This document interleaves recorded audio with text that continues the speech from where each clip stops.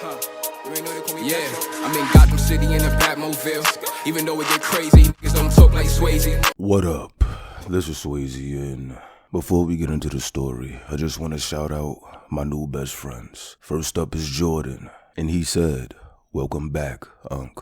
Thanks, I appreciate it." And last but not least is Latoya, and she says, "Good to see you back." Thank you, Latoya. I appreciate it, and I will never abandon you guys again. And if you want to become one of Swayze's new best friends, all you have to do is hit that Cash App. I'm from Brooklyn.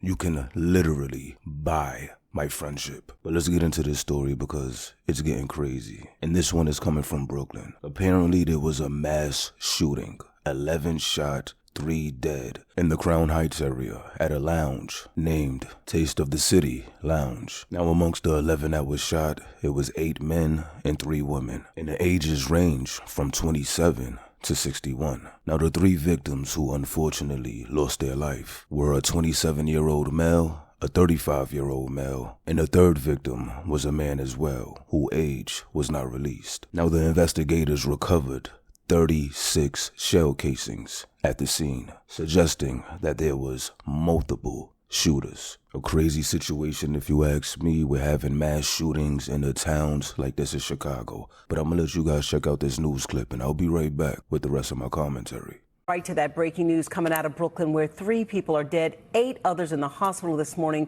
and police looking for suspects after a shooting at a nightclub there. This is on Franklin Avenue in Crown Heights, not far from Prospect Park, and that's where we find Weekend Today New York's Quickie Beckford there this morning with the details for us. Quickie, good morning.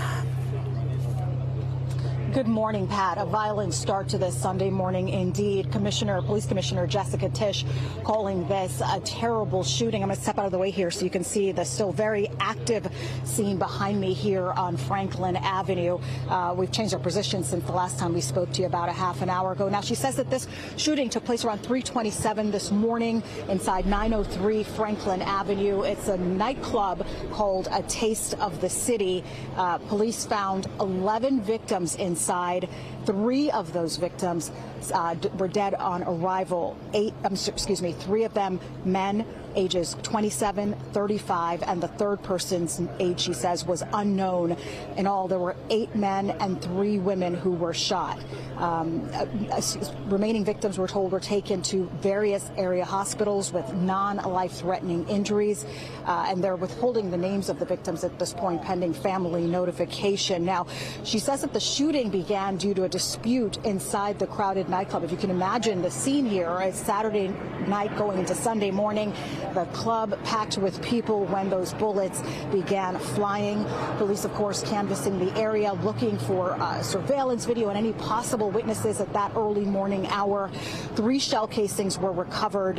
No one at this point, though, is in custody, though they did find a gun near Bedford Avenue and Eastern Parkway that they're investigating to see if it is connected to the shooting at this point.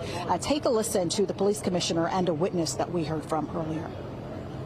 11 people shot, 3 dead. It's a terrible shooting that occurred in the city of New York. There's no other way to... Yeah, the victims, we saw them. They were getting their, shirts cut. One of them got put in the gurney over here, and the other one got put in the gurney that way. It's messy. It's messy. I'll take my time. And you can see that officer standing in front of the business, A Taste of the City nightclub. It's a restaurant and nightclub lounge where that shooting happened, again, around 3:30 this morning. 11 people in all, again, shot. 3 of them died, were pronounced dead at the scene, all 3 men. Now the police commissioner pointing out that this was an anomaly, that shootings this year so far within the first 7 months of this year were at the lowest. So this is not a usual thing, but this was very much an anomaly, and as she mentioned, a terrible shooting. Again, they're still looking for the suspects at this point. No arrests. We're live in Crown Heights. Quickie Beckford, Weekend Today, New York. All right, man, did you hear any of the shots? I heard the shots from the apartment over there, yeah. And what was your reaction? I was like, what the hell's going on? We seen all the police cars, we saw all the lights from over the balcony, and we rushed outside to see what was going on, yeah. Did you see any of the victims? No, but we heard the car speeding away. There was a car Oh, sorry, I'm thinking the suspect. Yeah, the victims, we saw them. They were getting their, shirts cut. One of them got put in the gurney over here, and the other one got put in the gurney that way.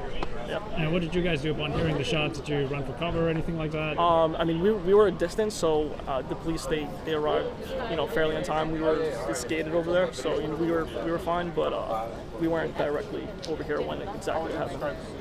It's messy. It's messy. We heard that we're up to 4 victims, one of them in critical condition. How do you feel about that? It's sickening. It's hard to hear. It's sad. How's the crime in the neighborhood, would you say? I mean, up and down, I'd say. I mean, we've never had anything really bad like this happen on this block, so. You worry about your safety usually? I mean, I haven't, but I think I do now. Will you be coming back here for the nightlife or whatever else? Probably not, no. Did you want to give your name? No, I'd prefer not to. Questions? Thank you so much, man. Appreciate it. Good morning. I should just say morning.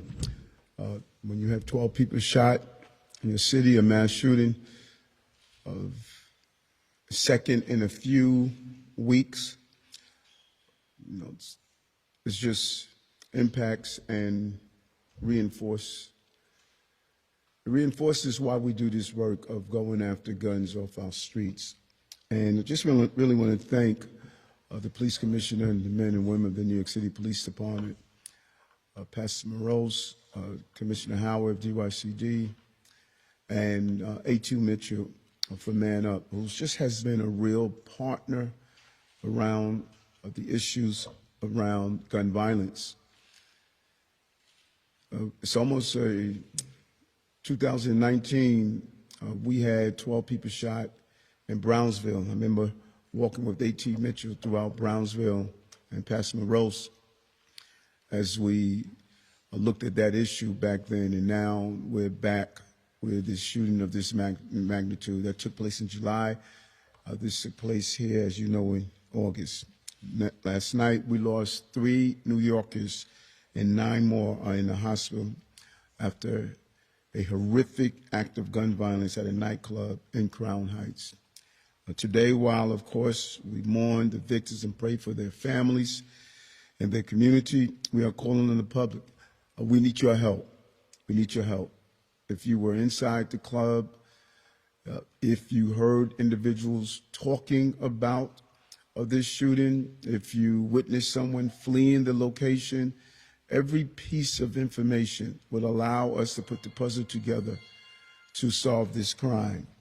If you witnessed the event, or if you have information, please call Crime Stoppers, 800-577-TIPS, T-I-P-S, 800-577-TIPS. Gun violence of this magnitude, it really scars a community and a city, but we will continue to fight to do everything that's possible to continue to take illegal guns off our street. And I can easily stand here and tell you how we have driven down crime, we have removed over 22,000 illegal guns off our streets. I can give you those numbers and those stats, but that does not comfort those who are the victims of gun violence. What I can tell you, we will continue our aggressive pursuit to remove these illegal guns off our streets. Every single victim of violence, particularly gun violence, is one too many. And last night, mass shooting reminds us all the work that we must continue to do. And the NYPD and our partners in our faith-based community and our crisis management teams, we have mobilized them to immediately respond to this incident, as well as work with the friends and families of victims to stop any potential retaliatory action. We're always concerned after a shooting, the retaliatory shootings will follow if we don't get on the ground with our crisis management team and other partners.